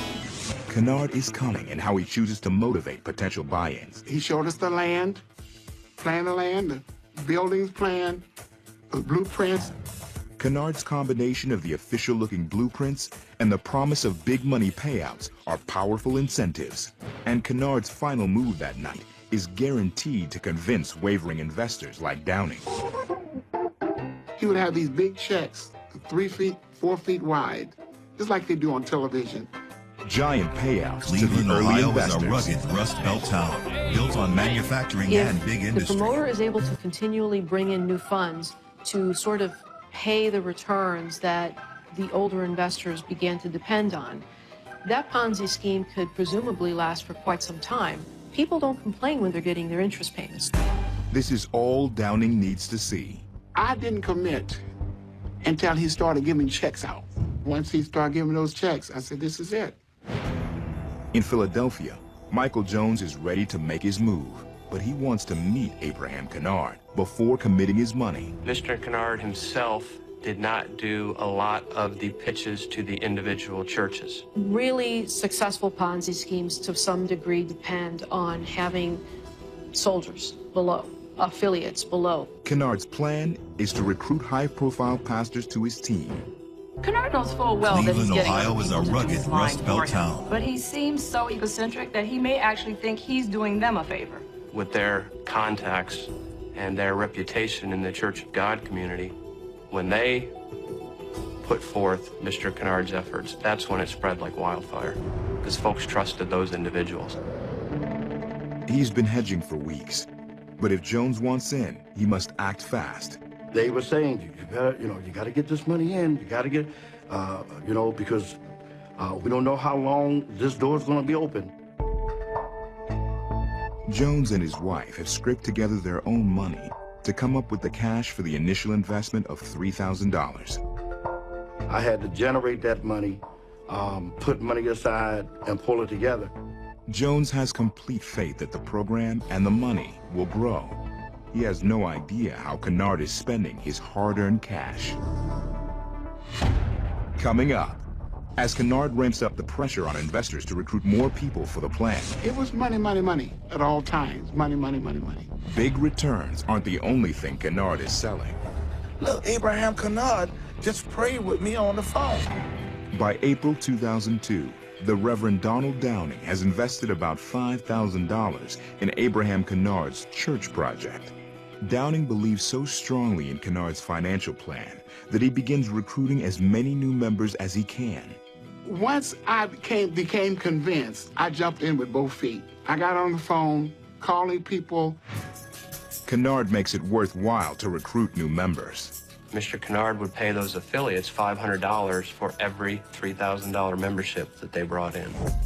Downing's recruiting efforts and the new members he's bringing in get Kennard's attention. The two strike up a friendly relationship over the phone. Talking to Kennard is an ego boost for the pastor. And here's a man that got all this organization, all these people, but yet he got time to call me.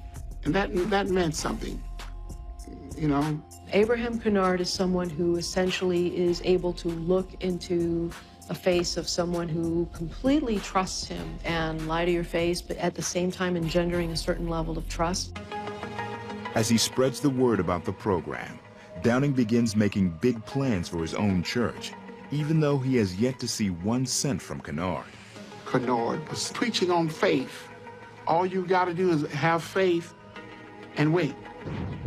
But by early 2002, some of the faithful have finally started to question their leader, and the FBI begins receiving calls. I received a call from the Better Business Bureau in Chattanooga.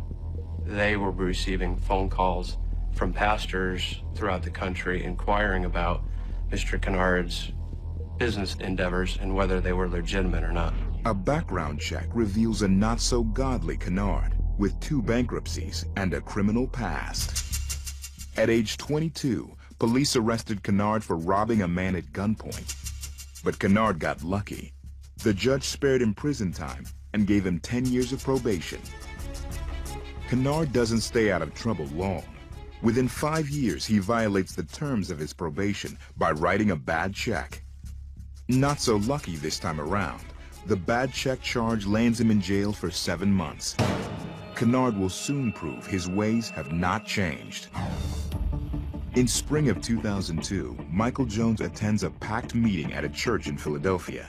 When people begin to complain, that's only after they haven't been paid, some time has passed, and then they get to panic mode. It's only been a few months since he gave his money to Kennard. For others, it's been much longer.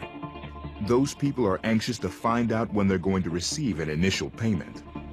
But Kennard is not present to answer. Instead, like the first meeting Michael went to, the pastor explains how the funds are given out. It had a lot to do with what you were going to do with the money. If somebody was going to use the money for housing, maybe that person would get their money first.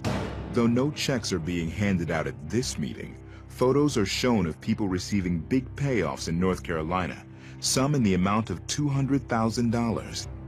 The pictures are all it takes to keep up the investors' momentum.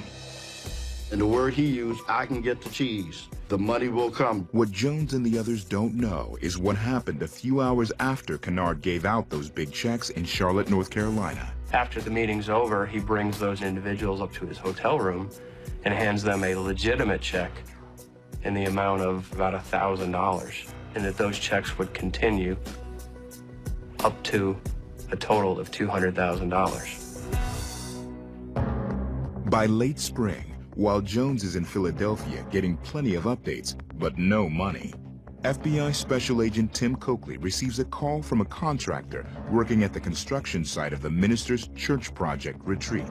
I received a series of phone calls from an individual who is working at a retreat in Wildwood, Georgia.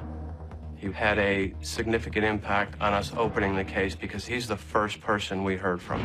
The contractor shares that he's always paid in cash, usually a welcome perk. He also notices a steady stream of checks and money orders arrive at the office almost every day.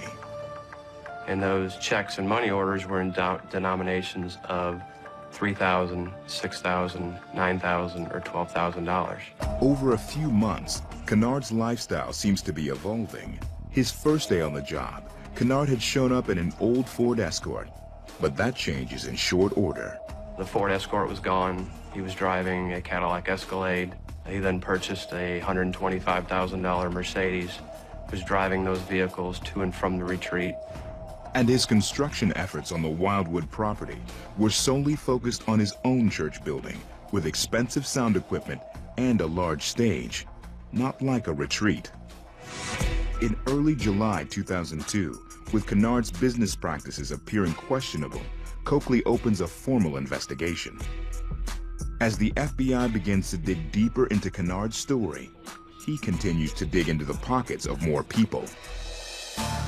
Although his church isn't in dire straits, Pastor John Payton believes other churches in need of money could benefit.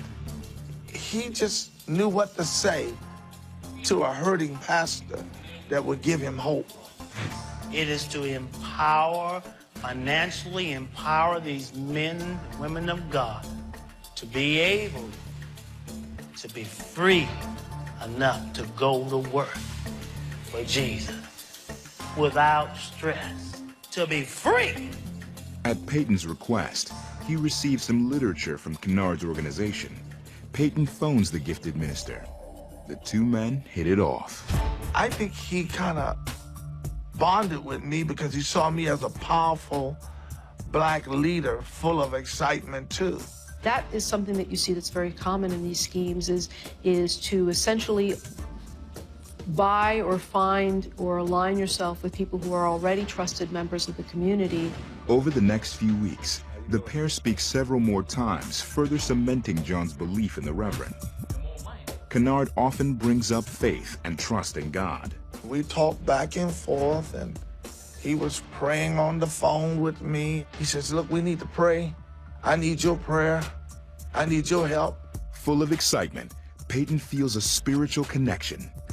I even took the prayer to my staff and said, look, Abraham Kennard just prayed with me on the phone.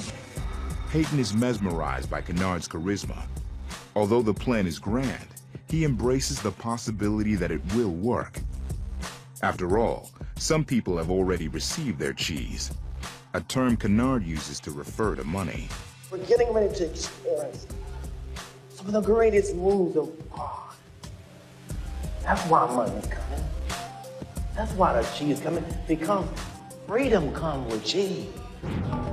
On July 10th, 2002, Pastor John Peyton decides to make an investment. After all, he has the funds, and he believes in Kennard's vision to help struggling pastors. I sent the whole $18,000. He sent back me the receipts that I was in the club all the way. Next, while the FBI moves in at the organization's highest levels, Information from people, from insiders, that's usually indicative of the end is near. the faithful hold the belief that their big payday is coming. I could not see any other way that I would not get paid. By late July 2002, authorities now believe that Kennard's solicitations to church pastors could be a massive Ponzi scheme with millions of dollars and hundreds of churches involved. Agent Tim Coakley confronts Kennard directly and informs the preacher that the FBI is investigating his business practices. He felt as though he could convince the FBI that he could make this happen.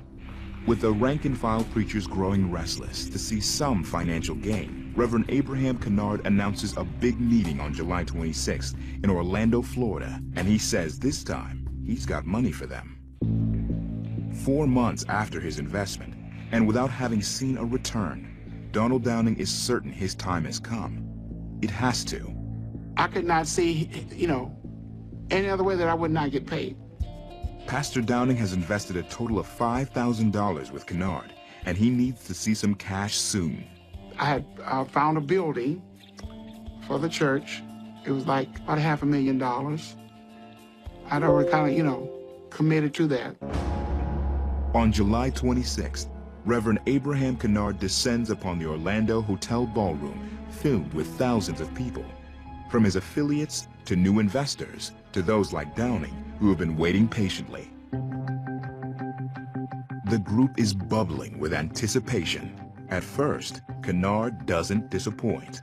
With his trademark panache, Kennard immediately launches into his standard pep talk about faith and patience. But if you want to walk the walk of faith with us, then we want you in. He hammers home the message of big money coming in, still laying the trap to lure investors. Abraham ain't gonna get no glory. God's gonna get the glory. Pastor Downing can barely contain himself. He's certain that at any moment, Kennard is going to call him to the stage so he can receive a check. I really felt that. I was next in line. But again, the money's not there. Nobody got money. The payouts didn't happen. But Kennard blames the government, who he says is unfairly investigating his business. What he did was very cleverly find a way to spin that information and say, they're investigating me for all the wrong reasons. They're just trying to come down on a religious guy. For Donald Downing, hearing about an investigation is a painful realization. Downing wants to believe Kennard. You try to keep hope alive. And it gave reason that the officers of the state and the federal government had came in and froze their accounts, so nobody's getting their money. What the promoter of the scheme does is it takes money from the investor and uses that money to pay old investors. When those interest payments stop, because the promoter can no longer find new money, then it begins to fall apart. It's the beginning of the end for Abraham Kennard and his church project. It really began to spiral downward. After Orlando, Kennard is in full-on damage control. In an effort to appease his membership, Kennard flew around the country in a Learjet trying to convince all of his close-knit, what he called affiliates, that the program was still going to work, hang in there. Knowing he will be coming to a nearby church, Kennard reaches out to Pastor Payton, this time not for support and prayer, but for another $18,000 investment. Kennard seems impatient. Hurry up and get your money in real quick. But Payton has yet to see any returns on his first $18,000 investment. With rumors of Kennard's growing financial and legal troubles circulating among investors, Payton wants a second opinion. On September 19, 2002, he calls his friend and church lawyer to check up on Kennard. The next day, Payton receives a call from his attorney. The FBI wants to meet with him. They said, this man is not real. He is a con artist. A stunned Payton tells his lawyer and the FBI that Kennard will be in Dumfries, Virginia that night. This time, law enforcement will get to see Kennard in action for themselves. Donald Downing has still held out hope that Kennard is legitimate. He's also present at the meeting in Dumfries. Downing knows it's over the minute he sees the authorities. But I knew where, in my heart, I knew that it was over. Seriously, hundreds of pastors are there. I have a FBI agent on both sides of me, the sheriff, and we're sitting there. Payton is amazed by the show Kennard persists in putting on. All of a sudden, they said, on your feet. In comes Abraham Kennard. All I could think about was, this is a con artist, and he's good. For a man whose ship is about to sink, Kennard puts on a great show with praise, music, and preaching. As a matter of fact, he was so good that the FBI agent sitting next to me said, he almost got me convinced. Cleveland, Ohio is a rugged Rust But the Belt agents town, aren't ready built to on make it a manufacturing rest yet. and... With field officers from all over the country working on the case, they need more time to coordinate and plan, but they're closing in.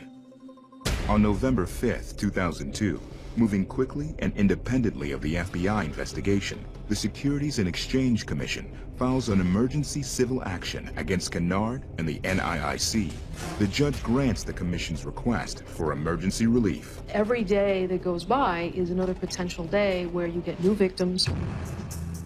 On January 29, 2003, armed with more solid evidence of fraud, FBI agents raid Abraham Kennard's NIIC headquarters on the 19-acre Wildwood, Georgia property. They went in and they found boats and all kinds of valuable things he had brought. A mountain of treasures in the form of 16 vehicles ranging from Cadillacs to BMWs to Mercedes, 5 Wave Runners, 4 trailers, high-end lighting, sound and video equipment, and a 1995 Harley-Davidson. He lived a luxurious lifestyle on all of these victims. The news of the raid ripples through the national church grapevine, and the deceived are forced to face the truth. I talked to the state attorney, and he just shared with me, we've got pictures of him in a room with all room floors covered with money. I had all the feelings, sick, anger, disgust. Within a matter of weeks, the faithful see their hopes and dreams scattered like dust. I was really disappointed that it looked like we weren't going to have the opportunity to reach out to other people. Even for Payton, who could afford to lose the $18,000 he originally invested, the fact that Kennard did it in the name of God is a bitter pill to swallow. You would never believe this man was a con artist. He sounded like a traditional black preacher full of the God that we all serve. After a year and a half of footwork, on January 10, 2004, authorities present the case against Reverend Abraham Kennard to a grand jury. They returned a true bill charging Mr. Kennard and others in a 91-count criminal indictment. Abraham Kennard is accused of scamming over $8 million from 1,600 churches and nonprofit organizations across 41 states. I attempted to contact Mr. Kennard, thinking that he would turn himself in. He chose not to do so. Instead, Kennard goes on the lam. The hunt for the man with the millions begins. Then, after 5 weeks of tracking Kennard, the FBI confirms he's hiding out in a relative's residence in northern Mississippi. On February 24, 2004, Tim Copley's tip pays off. We contacted the FBI office in that division. They took the case from there, prepared for the arrest of Mr. Kennard, and a SWAT team approached the residence. He was arrested with a co-defendant who was also a family member of his. Next, as authorities confirm that Kennard's been living off the faithful. It wasn't until he put the religious context or the face of God on his scheme that it really took off. Kennard turns to the faith he was once so willing to sell. He had complete faith in God. God would save him from consequences of the allegations against him. I was determined to eat him for lunch. News is spreading quickly that the high-rolling Reverend Abraham Kennard was indicted for conning nearly 1,600 churches and pastors out of millions, all to support his luxurious lifestyle. His arrest and upcoming trial is all cheated investors can talk about. I saw pastors crying, weeping, broken, angry. The hardest thing for these people is this huge violation of trust. They saw someone who made a lot of promises, who spoke their language, who seemed to understand them, and was clearly successful. In the end, it is some of Kennard's most trusted members, those he called affiliates, that helped bring his house of cards crashing down. They believed him, most of them, up until the last minute, till we were able to show them that there was no money, that the only money that was being dispersed was their friends and those other church victims in that community. On January 10, 2004, Abraham Kennard enters a plea of not guilty, claiming he has no money because the SEC has frozen his assets. The court appoints Kennard a well-respected defense attorney. He exuded confidence in himself and made a very interesting client. Kennard's claim of poverty is highly suspect. Bank records show that just a few months before the SEC filed a complaint, Kennard cashed out over $500,000 in cashier's checks, not to mention the trove of luxury goods that belie his claim of poverty. We seized several Cadillac Escalades, Wave Runners, luxury items that we determined were all purchased with these ill-gotten gains from the church victims. The most telltale sign of someone who is spending other people's money is outrageous luxury. The charges against Kennard read like a laundry list of high-dollar crime. Wire fraud, mail fraud, money laundering, and other counts. All to the tune of over $8 million. On January 10, 2005, the day before the prosecution's opening statement, Kennard makes a request to defend himself. Sometimes his idea as to how we should defend the case differed from mine. He had complete faith in God and that God was directing him and God would save him from the consequences of the allegations against him. While prosecutors view this as a classic Ponzi scheme with a religious twist, the defense doesn't see it that way. To Mr. Kennard and to a lot of people that believed and supported him, it was not that at all. His defense is simple. The people who invested with Abraham Kennard did so with little arm twisting from him. Like Kennard, they believed in the program. And like Kennard, they were devastated when it went south. He had every intention of following through and delivering what he had promised, but the government prematurely shut him down. He had no ability to follow through and deliver once they froze his assets. That excuse won't fly, since they have solicitation ads for investors as evidence. It wasn't until he put the religious context or the face of God on his scheme that it really took off. He used charisma, he used the Word of God, he used music, he put them all together. He knew the secrets of the black church particular. Kennard's trial is underway at the United States District Court of Northern Georgia, with Kennard himself at the helm of his own defense. In their opening argument, prosecutors contend that Kennard promised members of his church fund project $500,000 in forgivable loans or grants for every $3,000 in membership fees paid up front. The retreat he was supposedly building hadn't even applied for construction permits. This case involved greed by Abraham Kennard. He lived a luxurious lifestyle for almost 2 years on all of these victims. Prosecutors introduced several pieces of evidence, including taped phone conversations, indicating that Kennard had lied to his investors about having big backers. He did state that there were large investment firms that were providing money to him, that there were entertainers and sports individuals that were looking for tax shelters, and he was able to tap into those monies. With Kennard representing himself, several of his victims find themselves being cross-examined by the very man who betrayed them. Most of them, this was their first opportunity to see him, since he had built them out of thousands of dollars. In court, Kennard taps into his emotions. He was tearing up the courtroom using scriptures and intimidating people with, God's gonna kill you for this and that and the other. He has zero remorse. It was just a remarkable show of a complete disconnect with reality and morality and what was right. On January 18, 2005, Pastor John Payton takes the stand on cross-examination. I was determined to eat him for lunch. And so the first thing he did was he started quoting scriptures. I said, don't even try that with me. I know the word of God in a strong way. I don't think you want to quote scriptures to me. Next, a verdict. Kennard's victims must now come to terms with the betrayal and their part in it. I felt that I really wasn't worthy really to be a pastor. It's the last judgment of Kennard that matters. At the end of the day, we all have to stand before God, and he's got his day too. On February 7, 2005, after a 4-week trial, the jury finds Abraham Kennard guilty on 116 fraud charges. He is ordered to pay nearly $8 million in restitution. Kennard is also sentenced to 17 years in prison.